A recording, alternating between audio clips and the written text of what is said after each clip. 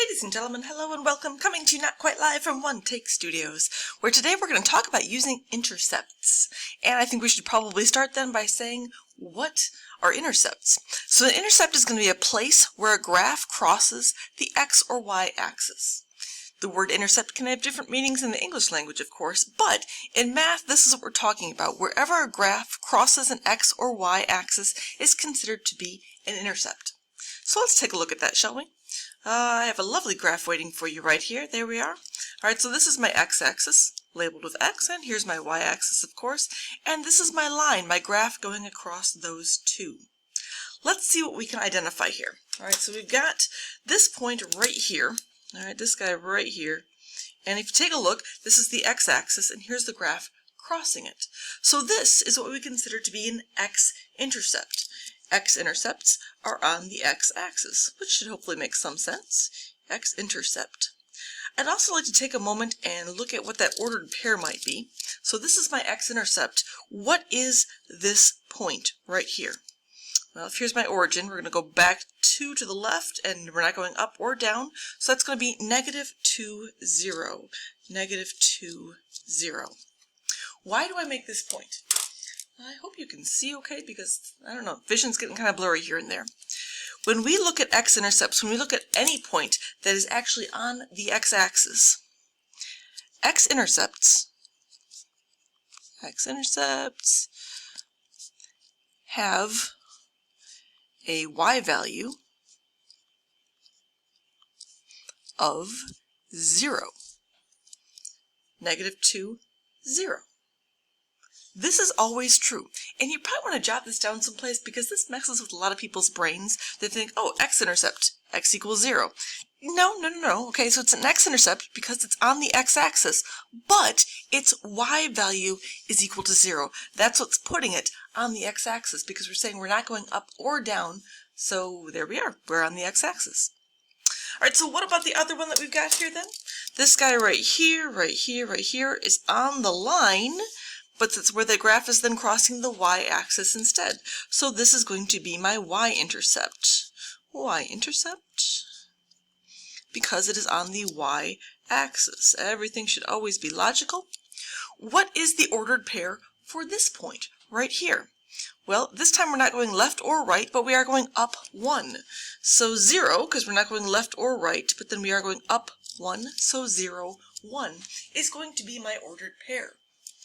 Okay, so what are we noticing then? If x-intercepts have a y value of 0, what's true about y-intercepts? Did you put that together? Y-intercepts have an x value of 0.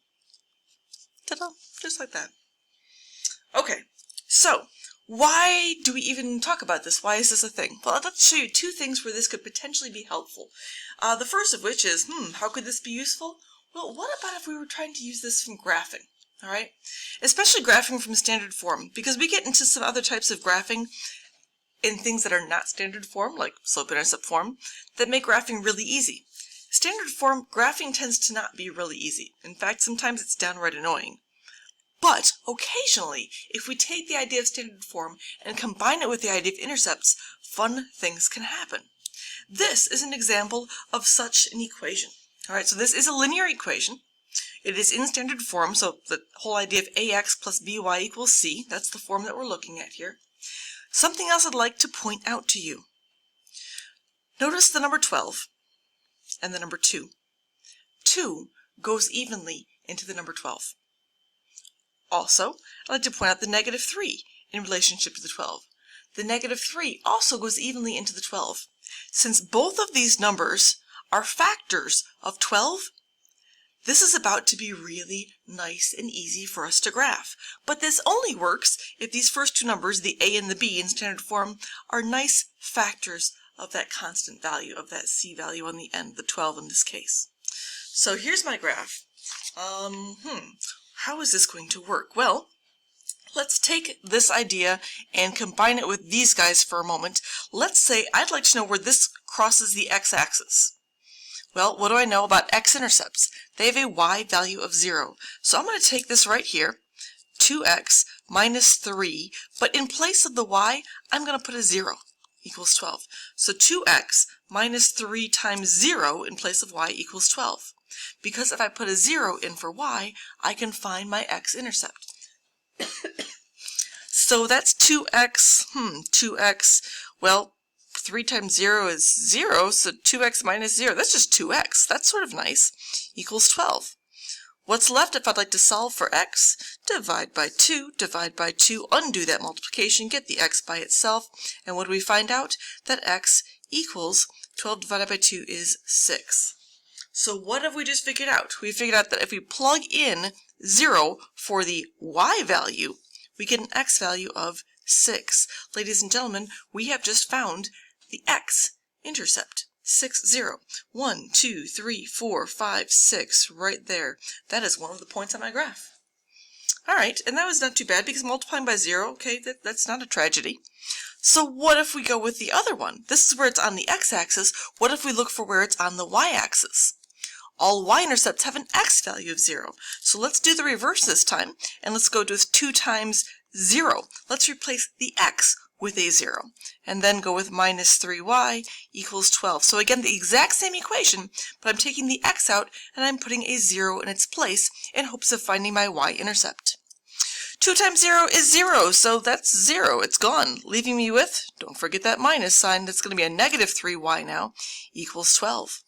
And again, not too bad then to get that y by itself, divide by negative 3, and divide by negative 3, undoing the multiplication. So let's see, there's my y by itself, that's kind of exciting. And 12 divided by negative 3 is negative 4. Ladies and gents, what just happened? We plugged in 0 for x this time, and we got a y value of negative 4. That, y-axis, 1, 2, 3, 4, that's right here. That's enough. That's enough to graph. All right. 2 points is all you need to connect the dots. If you have more points, oftentimes you can use that to prevent yourself from making mistakes. But quite frankly, with intercepts, it works out really nicely to just have those 2. And I can graph and I'm done. All right, now, this is sometimes known as what's called the cover-up method. All right, cover-up method. Why? Well, think about what just happened here. When we put a 0 in for y, this whole chunk disappeared. So what if I just put my thumb over this chunk and I made it disappear? I would have 2x equals 12.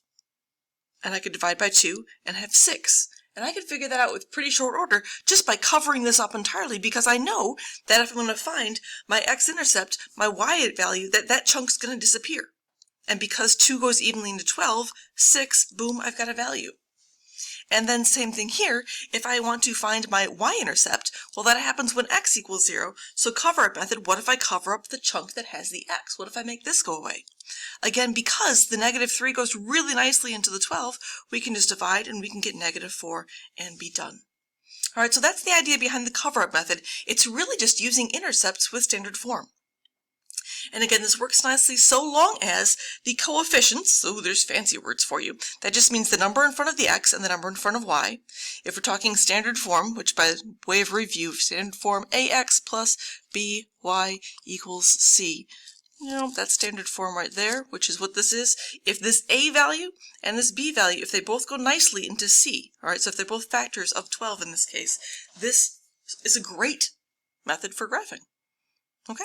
All right, so one more thing, last thing I want to show you is another perspective on how we could possibly use, there we go, big piece of paper, how we could possibly use intercepts. And that is in the world of application. Because oftentimes, if we are graphing things, they're useful, or we're just practicing our math. But it's nicer when they're actually useful.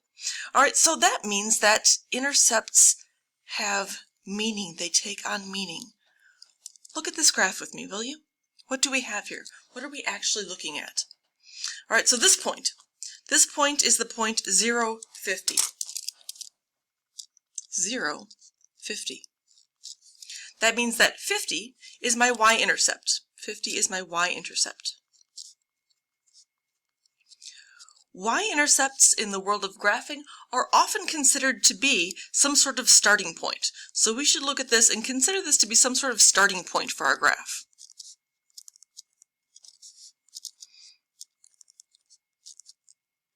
And let's look at this specifically in terms of units. All right, on the x-axis, I've got days. That means that this is 0 days. And on the y-axis, I have money. That means that's $50. So when 0 days have passed, I have $50. What does this mean? From the start, I've got 50 bucks. Cool. I'm rich. Excellent. Now what? Well, the line's going down. Any idea about what's going to happen to our $50? Yeah, let's think about that, shall we? So what is this point over here? This is going to be my x-intercept. Ordered pair is 10, 0. So that means that my x-intercept is 10. Because that's where it crosses the x-axis. Intercept. I forgot how to spell for a second there. All right. So what does this mean? All right, so 10 is days this time. This is 10 days later. Why? Money. How much do I have? Oh, no, I have no money left. I'm broke. It's gone. So, what are we saying with this graph? We start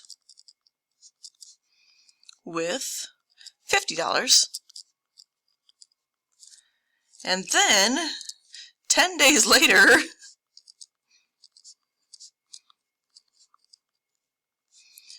we have no money. We have managed to spend it all. It's gone. And so that's what our intercepts mean. They say we start with something, it tells its own little story, and then 10 days later that money is gone, we've got nothing. So we've managed to spend $50 in the course of 10 days. So again, even in looking at sorry, my tongue is getting twisted. I'm tired. Even looking at applications, intercepts take on meanings and can be useful to us. All right. So these are good things to look at, and if they don't sit well with you the first time, that's okay. Especially with the graphing, practice this. Make sure that you can get really good at it, and have some fun. Okay. Intercepts. Cool. Enjoy.